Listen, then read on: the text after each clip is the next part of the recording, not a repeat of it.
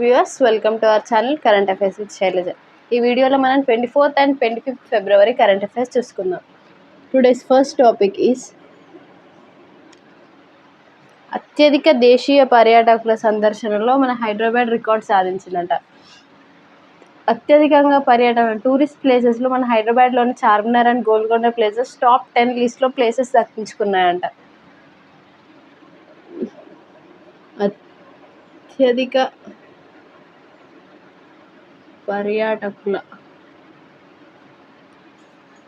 సందర్శన దేశీయంగా అంటే నేషనల్ వైజ్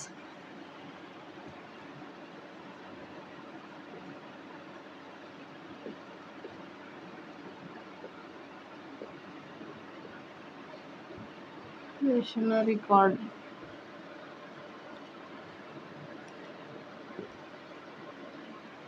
అత్యధిక దేశీయ పర్యాటకుల సందర్శన రికార్డ్ ఎవరు బ్రేక్ చేశారంట?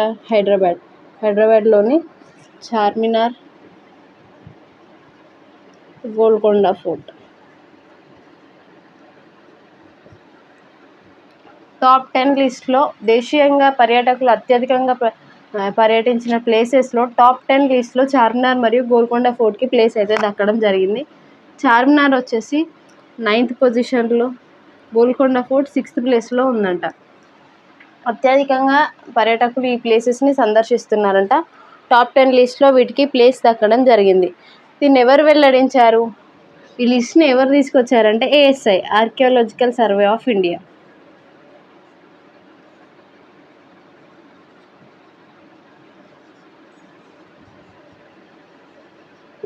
Archaeological survey of India for the year 2023-2024 ఇయర్లో పర్యటించిన ప్లేసెస్, టూరిస్టులు ఎక్కువగా పర్యటించిన ప్లేసెస్లో సర్వే నిర్వహించి ఏ ప్లేసెస్ని ఎక్కువగా పర్యటిస్తున్నారని చెప్పేసి టాప్ 10 ప్లేసెస్ని అయితే ఈ ASI, archaeological survey of India top 10 ప్లేసెస్ని రిలీజ్ చేయడం జరిగింది.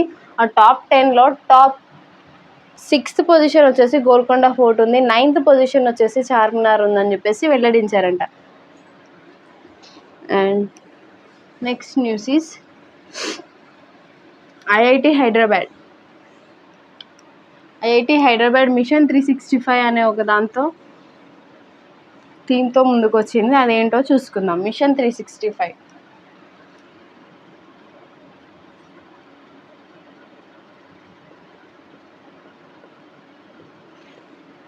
ఎవరు తీసుకొచ్చారంట దీన్ని? IIT హైదరాబాద్.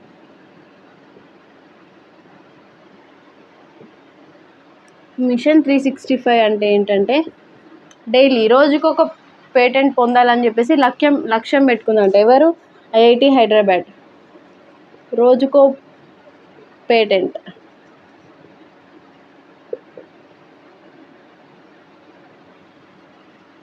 పొందడం లక్ష్యం అంట.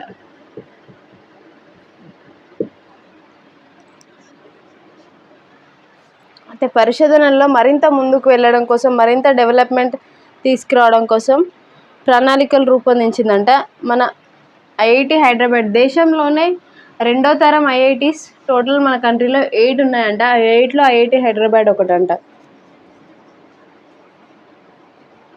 2వ తరం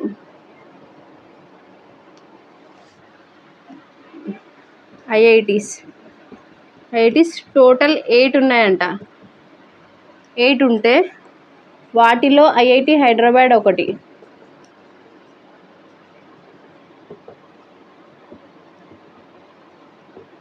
పరిశోధనలో మరింత కొంచెం ముందుకు వెళ్ళడం, మరింత డెవలప్ అవ్వడం కోసం ఇది ఒక థీమ్ని అయితే తెచ్చుకున్నాయంటే మిషన్ 365 థీమ్ని అయితే స్టార్ట్ చేసింది. ఎవరంటే IIT హైదరాబాద్. దాని ముఖ్య ఉద్దేశం వచ్చేసి రోజుకు ఒక పేటెంట్ పొందడం అంట. అయితే ఈ IIT హైదరాబాద్ ఎప్పుడు స్టార్ట్ అయింది, నెలకొల్పబడిందంటే ఇన్ ద ఇయర్ 2016.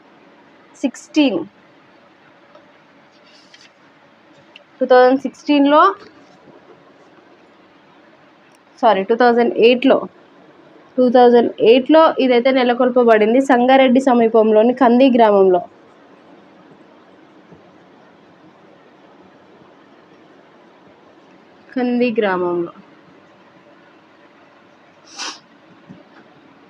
మిషన్ 365 గురించి అయితే ఇప్పుడు మనం డిస్కస్ చేసుకున్నాం. రీసెంట్ కరెంట్ అఫైర్స్లో మిషన్ 365 బై ఐఐటి హైదరాబాద్ అనేది వచ్చింది. మిషన్ 365 అంటే ఏంటంటే రోజుకొక పేటెంట్ పొందడం ఐఐటి హైదరాబాద్ లక్ష్యంగా పెట్టుకుందంట. మరి ఈ రోజుకొక పేటెంట్ ఎందుకంటే పరిశోధనలో ఐఐటీస్ చేసే పరిశోధనలో మరింత కొంచెం డెవలప్ అయ్యి మరింత ముందుకెళ్ళడం కోసం అని చెప్పేసి మిషన్ 365 అయితే తీసుకురావడం జరిగింది. ఇంకా ఐఐటి హైదరాబాద్ గురించి ఎక్స్ట్రా ఇన్ఫర్మేషన్ చూసుకున్నట్టయితే దాన్ని 2008లో నెలకొల్పారంట. దేశంలోని 2వ తరం ఐఐటీస్ టోటల్గా 8 ఉంటే అందులో ఐఐటి హైదరాబాద్ ఒకటి. గుర్తుంచుకోండి.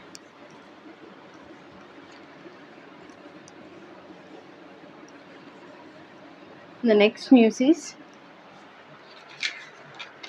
Asia's first global hyperloop competition. మన ఏషియాలోనే first time global hyperloop competitions అయితే నిర్వహించారంట. ఎప్పటి నుంచి ఎప్పటి వరకు అంటే February 21 నుంచి 25 వరకు అయితే నిర్వహించారు. Asia's first global hyperloop competitions.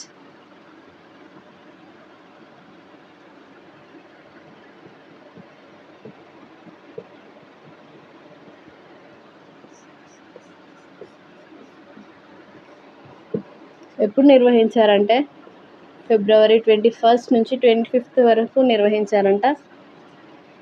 ఎవరు నిర్వహించారు? హోస్టింగ్ వచ్చేసి IIT Madras, IIT Madras host చేసిందంట. మరి అది ఎక్కడ నిర్వహించారు? Venue discovery.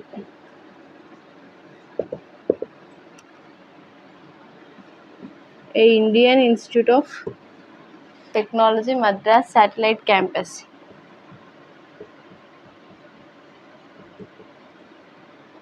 Indian institute of technology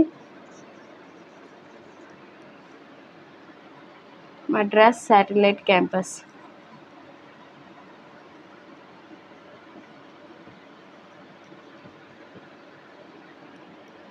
తయూర్లో ఉందంట. తయూర్.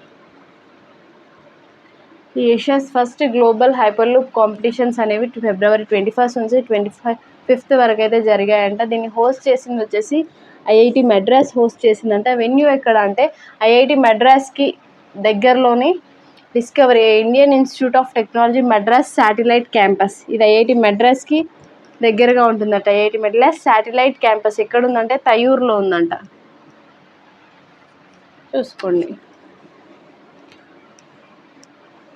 ద నెక్స్ట్ న్యూస్ ఇస్ భూగర్భ జలాలు పరిశోధించడానికి అని చెప్పేసి ఒక స్పెషల్ ఏఐ సాధనాన్ని అయితే తీసుకొచ్చారంట. ఎవరంటే NIT Rourkela, national institute of technology Rourkela వారు.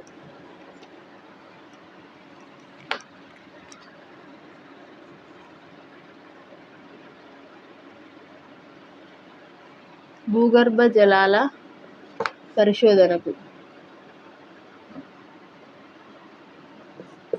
ఏఐ సాధనం అయితే తీసుకొచ్చారంట. మెషిన్ లెర్నింగ్ సిస్టమ్ ఏఐ సాధనాన్ని అయితే తీసుకొచ్చారంట. ఎవరంటే NIT Rourkela, national institute of technology Rourkela. Under ground వాటర్ని పరిశీలించడానికి అయితే ఒక మెషిన్ లెర్నింగ్ సాధనాన్ని అయితే అభివృద్ధి చేశారు. ఎవరంటే NIT Rourkela, national institute of technology Rourkela వాళ్ళు అయితే డెవలప్ చేయడం జరిగింది. ఈ పరిశోధనలు ఒడిశాలో నిర్వహించారంట. ఒడిశాలో మొదటి పరిశోధనలు నిర్వహించారు.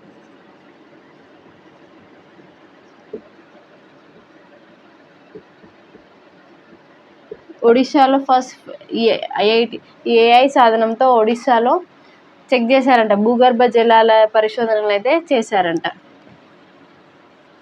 ఏఐ సాధనాన్ని ఎవరు తీసుకొచ్చారు? ఎన్ఐటి రూర్కెలా. ఫస్ట్ టైం ఎక్కడ పరిశోధించారంటే ఒడిశాలో పరిశోధించడం జరిగింది.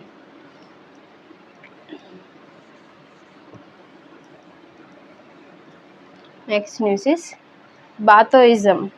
ఒక కొత్త రిలీజియన్కి అయితే అఫీషియల్ రిలీజియన్గా గుర్తింపు వచ్చిందంట. అఫీషియల్గా రికగ్నైజ్ అవ్వడం జరిగింది బాథోయిజం. ఇది ఏ స్టేట్కి చెందిందంటే అస్సాం. బాథోయిజం ఇది అస్సాంకు చెందింది. ఇదొక గిరిజన తెగ వాళ్ళ రిలీజియన్ అంట. ఆ గిరిజనులు వచ్చేసి బోడో గిరిజన తెగ. బోడో గిరిజన తెగ రిలీజియన్ అనమాట. ఈ రిలీజియన్కి అయితే బాతోయిజం అనే రిలీజియన్కి అయితే అఫీషియల్ రికగ్నైజేషన్ అయితే వచ్చిందంట. అఫీషియల్ రిలీజియన్గా రికగ్నైజేషన్ వచ్చిందంట.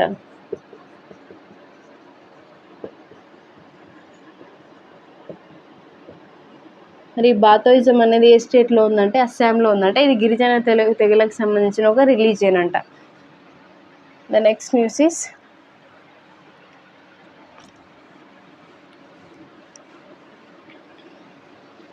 మజోరానా 1. మజోరానా 1 అనే ఒక కొత్త చిప్ని అయితే మైక్రోసాఫ్ట్ డెవలప్ చేసింది. This is a quantum computing chip.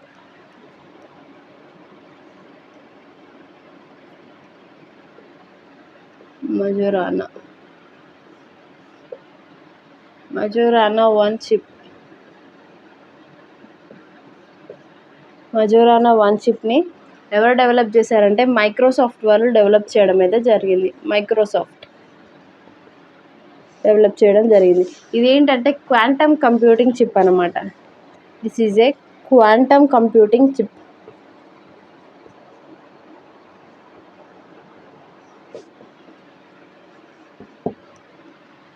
దాని చిప్ నేమ్ ఏంటి, ఎవరు డెవలప్ చేశారు, దాని యూసేజ్ ఏంటి?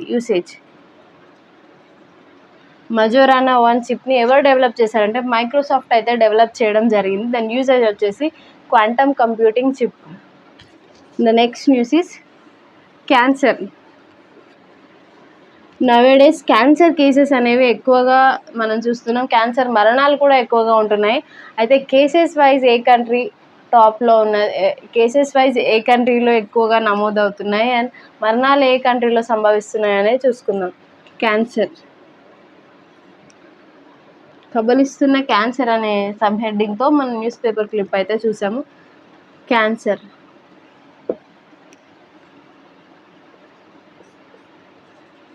Cases, deaths. Cases wise first వచ్చేసి చైనా ఉందంట. అత్యధిక కేసులు నమోదైన వాటిగా ఫస్ట్ వచ్చేసి చైనా ఉంటే, సెకండ్ అమెరికా, థర్డ్ మన ఇండియా ఉందంట. థర్డ్ వచ్చేసి ఇండియా. మరణాల పరంగా చూసుకుంటే ఫస్ట్ చైనా, సెకండ్ పొజిషన్లో ఇండియా ఉందంట. అయితే ఈ క్యాన్సర్ కేసెస్లో ప్రతి 5గురిలో 3 అయితే మృతి చెందడం జరుగుతుందంట. ఎవ్రీ 5 మెంబర్స్కి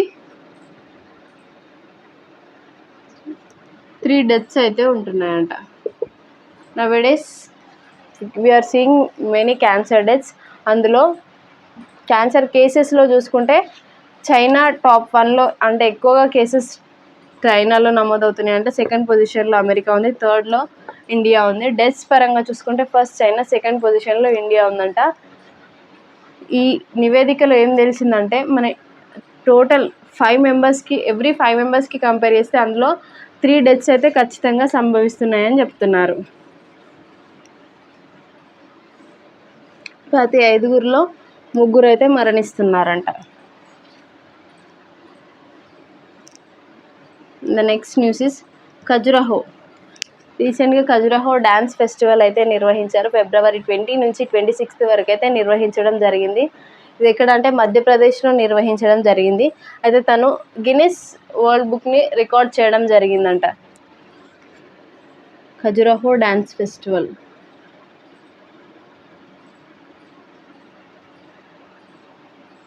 ఖజురహో డ్యాన్స్ ఫెస్టివల్ ఎప్పటి నుంచి ఎప్పటి వరకు జరిగిందంటే ఫిబ్రవరి 20 నుంచి 26 వరకు అయితే నిర్వహించారు. ఎక్కడ అంటే ఖజురహో మధ్యప్రదేశ్లో. అయితే ఇది ఒక రికార్డ్ బ్రేక్ చేస్తూ గిన్నిస్ బుక్ ఆఫ్ వరల్డ్లో ప్లేస్ సంపాదించుకోవడం అయితే జరిగింది. ఈ ఖజురహో డ్యాన్స్ ఫెస్టివల్ అనేది ఎన్నో ఎడిషన్ అంటే 51st ఎడిషన్. అయితే ఈ ఇయర్ ఎంతసేపు అంటే ఎన్ని అవర్స్ దీన్ని డ్యాన్స్ చేశారంటే 24 hours 9 minutes and 26 seconds. 24 hours 9 minutes and 26 seconds అయితే ఈ డ్యాన్స్ని అయితే చేశారంట ఖజురహో డ్యాన్స్ ఫెస్టివల్లో. This is a longest dance marathon.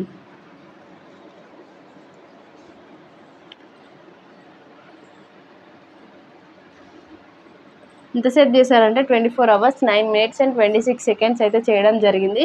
ఇది ఎప్పటి నుంచి ఎప్పటి వరకు అంటే February 20 నుంచి 26 వరకు అయితే జరిగిందంట మధ్యప్రదేశ్లో. ఏంటి ఖజురహో డాన్స్ ఫెస్టివల్ ఎన్నవ ఎడిషన్ అంటే 51st ఎడిషన్.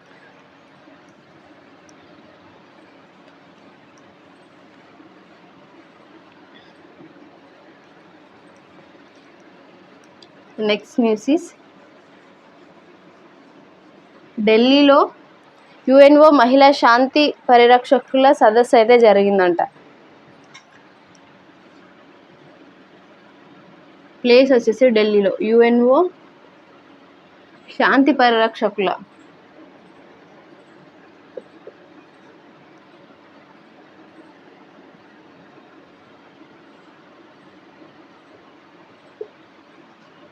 సదస్సు అయితే జరిగిందంట. ప్లేస్ వచ్చేసి ఢిల్లీ. ఎక్కడ జరిగిందంటే ఢిల్లీలో జరిగిందంట. దీన్ని ఎవరెవరు జరగలేదు, జరగబోతుంది March 3rd and 4th.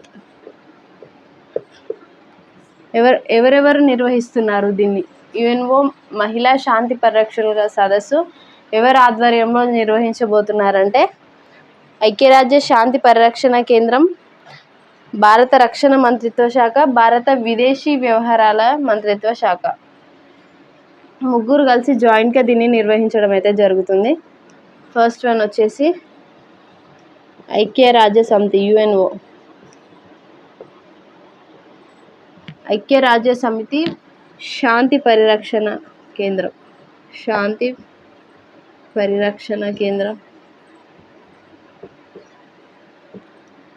రెండవది వచ్చేసి భారత రక్షణ కేంద్రం, భారత రక్షణ మంత్రిత్వ శాఖ.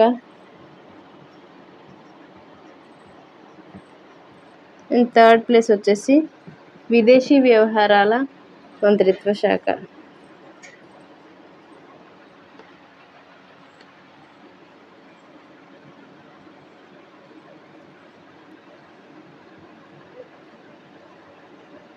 యుఎన్ఓ మహిళా శాంతి పరిరక్షకుల సదస్సు అయితే March 3rd and 4th న్యూఢిల్లీలో జరగబోతుంది. దీన్ని ఎవరెవరు నిర్వహిస్తున్నారంటే ఐక్యరాజ్య సమితి శాంతి పరిరక్షణ కేంద్రం వారు, భారత రక్షణ మంత్రిత్వ శాఖ, విదేశీ వ్యవహారాల మంత్రిత్వ శాఖ ఈ ముగ్గురు కలిసి ఉమ్మడిగా దీన్ని నిర్వహించబోతున్నారంట. ఎప్పుడు అంటే March 3rd and 4th నిర్వహించబోతున్నారు. అయితే యుఎన్ఓ సేవలు అందిస్తున్న మహిళా శాంతి పరిరక్షకుల సేవలకు ప్రోత్సహించడమే లక్ష్యంగా. అయితే ఈ శాంతి పరిరక్షణకు మహిళా శాంతి పరిరక్షకుల సదస్సు ఎందుకు నిర్వహిస్తున్నారంటే వీళ్ళు ఏ విధంగా సపోర్ట్ చేస్తున్నారు, మహిళా శాంతి పరిరక్షకుల కోసం ఎలాంటి వాళ్ళు తీసుకొచ్చారు, ఏ విధంగా హెల్ప్ చేశారు, శాంతి నెలకొల్పడానికి వాళ్ళు ఏమేమి ప్రయత్నాలు చేశారు, అవన్నీ ఇక్కడ డిస్కస్ చేసుకుంటారంట.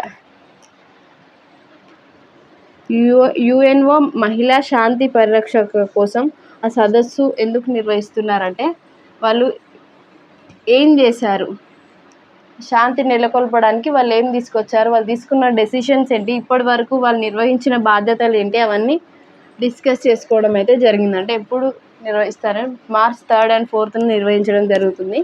ప్లేస్ వచ్చేసి న్యూఢిల్లీలో నిర్వహిస్తున్నారు.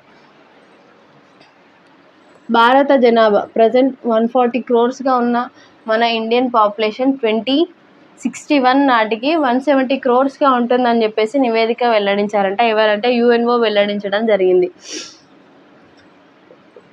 వాటికి భారత జనాభా 170 కోట్లుగా ఉంటుందంట. కోట్లుగా ఉండొచ్చు అని చెప్పేసి ఎవరు వెల్లడించారంట? యుఎన్ఓ నివేదిక వెల్లడించిందంట.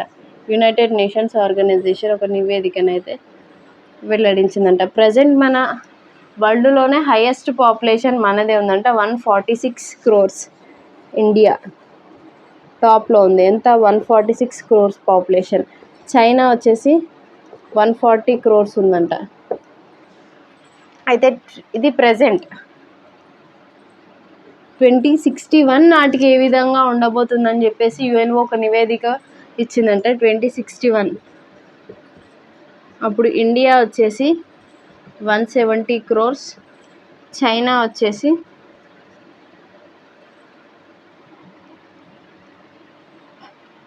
120 crores.